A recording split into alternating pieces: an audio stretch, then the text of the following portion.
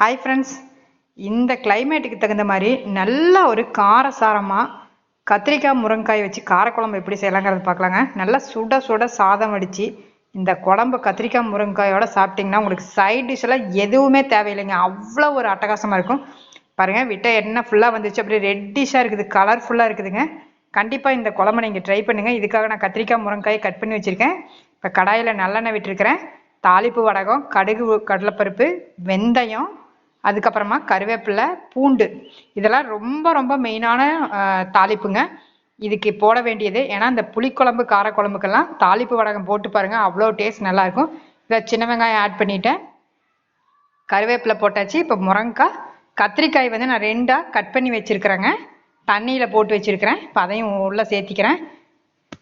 இதுக்காக நான் 2 பெரிய சைஸ் தக்காளியை மிக்சியில் அடித்து வச்சுருக்கிறேங்க. ஏன்னா தக்காளி மசியறதுக்கு ரொம்ப நேரம் ஆகிறதுங்கிறனால மிக்சியில் போட்டு நல்லா அடித்து வச்சுருக்கேன். இந்த தாளிப்பு வடகம் வாசம், அந்த வெந்தய வாசம் அவ்வளோ நல்லா இருக்குங்க. அது நல்லெண்ணெயில் செய்கிறப்ப ரொம்பவுமே டேஸ்ட் நல்லாயிருக்கும். மெயினாக சின்ன வெங்காயம், பூண்டுலாம் சேர்த்துறதுனால உடம்புக்கு அவ்வளோ ஒரு மருத்துவ குணங்க.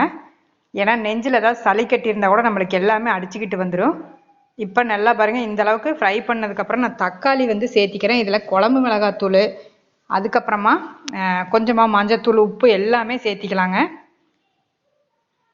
இப்போ இதுக்கு தகுந்த உப்பு சேர்த்திக்கலாம். அதுக்கப்புறம் இதுக்கு ஒரு மசாலா அரைக்கணும், வறுத்து அரைக்கணுங்க.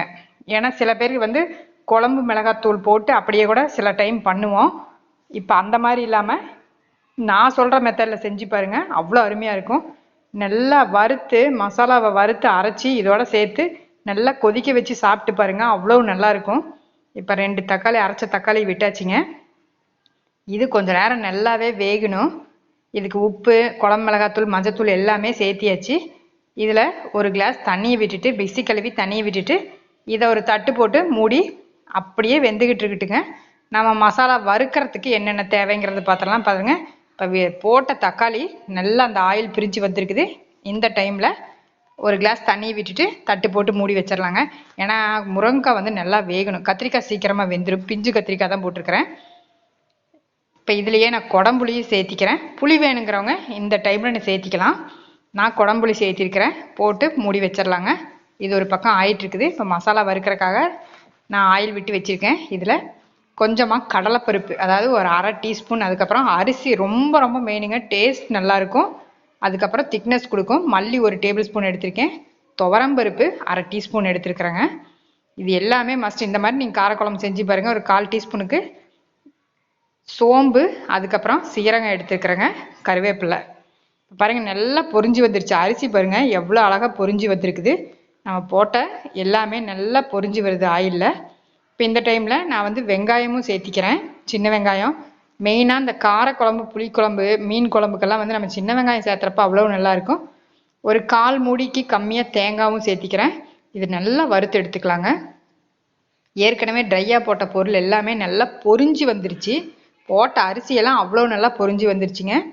அந்த அரிசி வந்து நம்ம போடுறதுனால ஒரு திக்னஸுக்கும் டேஸ்ட் நல்லாயிருக்கும். இப்போ இதுலேயே நான் குழம்பு மிளகாத்தூள் ஆட் பண்ணிட்டேங்க. இப்போ அடுப்பை ஆஃப் பண்ணிட்டு தான் இதை வறுக்கணும், ஏன்னா இல்லைன்னா கருப்பாயிரும். அவ்வளோதாங்க. இதை லைட்டாக நம்ம வறுத்துட்டு நல்லா ஆற விட்டு மிக்சி ஜாரில் போட்டு அரைச்சி எடுத்துக்கலாங்க. இப்போ பாருங்கள் நல்லா ஆறிடுச்சு. நீங்கள் அரிசி பார்த்தீங்கன்னாவே தெரியும், நல்லா பொரிஞ்சே வந்துருச்சுங்க. இப்போ நல்லா அரைச்சி எடுத்துக்கிறேன். இப்போ அரைச்சி எடுத்துகிட்டு வந்தாச்சு. பாருங்கள், நம்மளுக்கு போட்ட காய்கறியும் நல்லா வெந்து வந்துருச்சு. இந்த டைமில் அரைச்ச விழுதை விட்டுக்கலாம், ஏன்னா புளி தனியாக போடணுங்கிற அவசியமெல்லாம் இல்லை. இப்போ இதுக்கு இந்த குழம்புக்கு எவ்வளோ தண்ணி வேணுமோ அந்தளவுக்கு நம்ம தண்ணி விட்டுக்கலாங்க. ரொம்ப நிறைய தண்ணி வேணுங்கிறவங்க கூட இதில் தண்ணி விட்டுக்கலாம், நல்லா தாராளமாக கூட விட்டுக்கலாம். நான் இதுக்கு வேணுங்கிற அளவு மட்டும் விட்டுக்கிறேங்க. நல்லா கிளறி விட்டுட்டு நம்ம புளி எதுவும் ஏற்கனவே போட்டாச்சுக்கிறதுனால இதை அப்படியே நம்ம உப்பு காரம் மட்டும் செக் பண்ணிவிட்டு தட்டை போட்டு மூடிடலாங்க. ஒரு 15 நிமிஷத்தில் நம்மளுக்கு நல்லா ஏற்கனவே காயெல்லாம் வெந்துருச்சு. இப்போ பாருங்கள் நல்லா அருமையாக வெந்து சைடில் வந்து பாருங்கள் நல்லா ஆயில் அப்படியே பிரிஞ்சு வருது. நல்லா கமகமன்னு சுடு சாதத்தோடு நீங்கள் இந்த காரக்குழம்பு ஊற்றி சாப்பிட்றக்கு அவ்வளோ டேஸ்ட்டாக இருக்குங்க. கண்டிப்பாக இதை நீங்கள் ட்ரை பண்ணி பாருங்கள். இந்த வீடியோ பிடிச்சிருந்தா இந்த காரக்குழம்புக்கு ஒரு லைக் பட்டனை தட்டிடுங்க. கண்டிப்பாக இந்த மாதிரி நீங்கள் மசாலா வறுத்து நீங்கள் செஞ்சு பாருங்கள், கண்டிப்பாக எல்லாருக்குமே பிடிக்குங்க. இப்போ சூப்பரான காரக்குழம்பு ரெடி ஆயிடுச்சுங்க. இதுக்கு மேலே அடுப்பை ஆஃப் பண்ணிடலாம். இது அப்படியே இந்த சூட்டோடையே இருக்கட்டும், ஏன்னா சட்டியில் நம்ம வேக வைக்கிறப்ப நல்லா அது பாட்டுக்கு நம்ம அடுப்பு ஆஃப் பண்ணாலும் நல்லா கொதி வந்துக்கிட்டே இருக்கும். நல்லா வேக வேக வேக நம்மளுக்கு விட்ட ஆயில் ஃபுல்லாக நம்மளுக்கு மேலே வந்துருங்க. அருமையாக இருக்கும். கண்டிப்பாக